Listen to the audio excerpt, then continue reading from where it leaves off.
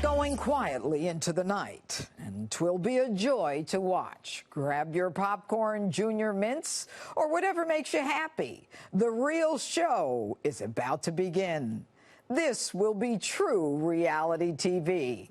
No scripts, no rehearsals, just a gang of criminals pointing fingers at each other to save their own hides. A version of true crime and the reality show Survivor. The deep state exposed. Now, I told you more than a year ago, former FBI Director James Comey was the head of his own crime family and that he ran the upper echelon of the FBI like an organized criminal enterprise. That was limited to the upper echelon. The rank and file wouldn't have tolerated this. Even Bill Barr questioned it. The thing that's interesting about this is that this was handled at a very senior level of these departments. It wasn't handled in the ordinary way that investigations or counterintelligence activities are conducted. It was sort of an ad hoc small group, and most of these people are no longer with the FBI or the CIA or the other agencies involved. For the last 2 years, he and his gang of McCabe and Strzok and Baker and Page, Brennan and Clapper all riffed on how horrible President Trump was, calling him treasonous, a Russian puppet, or a Russian asset. They got away with it primarily because the mainstream media was receptive to their hateful narrative. After all, these were men in high positions in our government protecting us from Russia, and they needed to be respected. When truth be told, they were selling our democracy down the river. They were skilled at their jobs, leaking information to the media to get news stories to not only poison public opinion, but to create the basis to support a bloodless coup of a candidate and later President Donald Trump. Now, like any criminal conspiracy, the players are arrogant and they think they're above the law. But mistakes are always made. Comey tells the president-elect the dossier is unverified. He presents it to the FISA court, though, as verified when he knew the truth long before. It was unverified, and it was a political document, not an intelligence document. But he used it to spy on a presidential campaign. Yeah, I used the word spy. Deal with it. Andrew McCabe, former deputy director of the FBI, is under criminal investigation. He claims he's a victim in all of this and that his firing is a result of attacks designed to undermine him. As if anyone cares about Andrew McCabe. McCabe lies not only to the FBI, but to the Inspector General under oath. He's another leaker. It's no surprise that Attorney General Barr says he's still trying to get his arms around all of this. I thought when I came in from the outside that all the questions that I had and many other people had that would be readily answered once I got in, but I haven't found that to be the case. And the problem is it's going to be even more difficult because they are already pointing the finger and contradicting each other. Comey says the guy he most admires in government is James Clapper, another liar and leaker. This bozo, like you, Jim, flatly denied leaking the dossier. He even released a statement that assured the incoming president that neither he nor anyone in the intel community was responsible for the leak. Meanwhile, Clapper told Comey to tell the president about the dossier, and yet when he appeared before a congressional committee, he flatly denies leaking the dossier, but later admits he told CNN and other news outlets about it. What I will say is that, I've been trying to get answers to questions, and I found that a lot of the answers have been inadequate. And I've also found that some of the explanations I've gotten don't hang together. So in a sense, I have more questions today than I did when I first started. Of course the answers are inadequate. They're all rewriting history, pointing the finger at each other to save their own butts.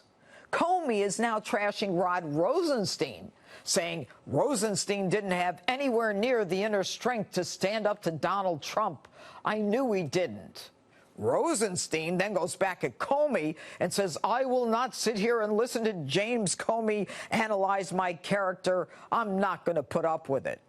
So Brennan and Comey are now accusing each other of being a liar and being the first to put the fake document into the intelligence community. They're actually fighting with each other, too. Now, Brennan was the head of the CIA.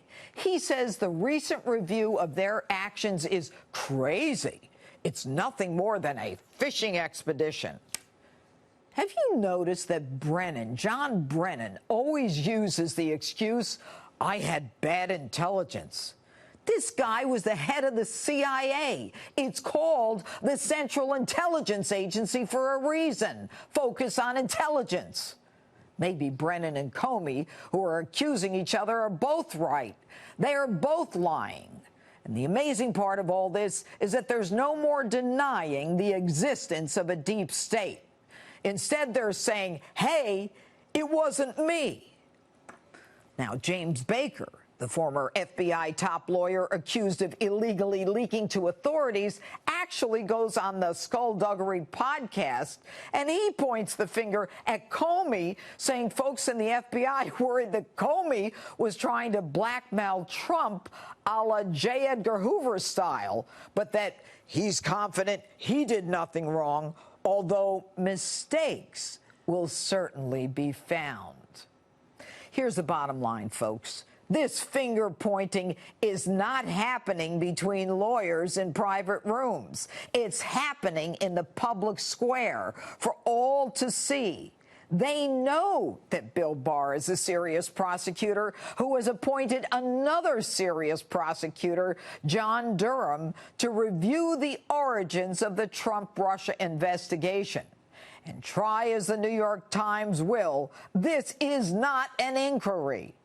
For John Durham, the United States attorney charged with reviewing the genesis of the Trump-Russia collusion investigation, indictments are his stock in trade.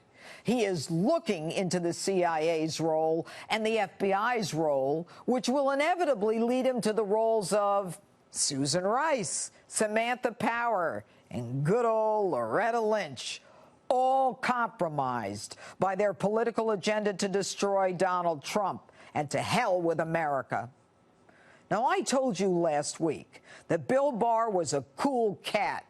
But while the Democrats hyperventilate and hysterically accuse him of everything they can think of and hold him in contempt, Barr remains lucid, focused, and unflappable. He further explained that the histrionics of the left is actually laughable. I think it's largely being made to try to discredit me, partly because they may be concerned about the outcome of a review of what happened during the election. But obviously, you can look at the face of my testimony and see on its face that there's nothing inaccurate about it. Now, at the beginning of this open, I may have made light of all of this, but I don't relish what is happening. Rats like these who use and abuse the enormous power that we give them are an embarrassment to all the hardworking men and women in the law enforcement and intelligence communities. But the biggest disappointment is yet to come, when the guy who has been so deadly silent on all of this will be the one that all the rats eventually point their dirty fingers at. And that's my open. Let me know what you think on my Facebook and Twitter. #Judge Jeanine.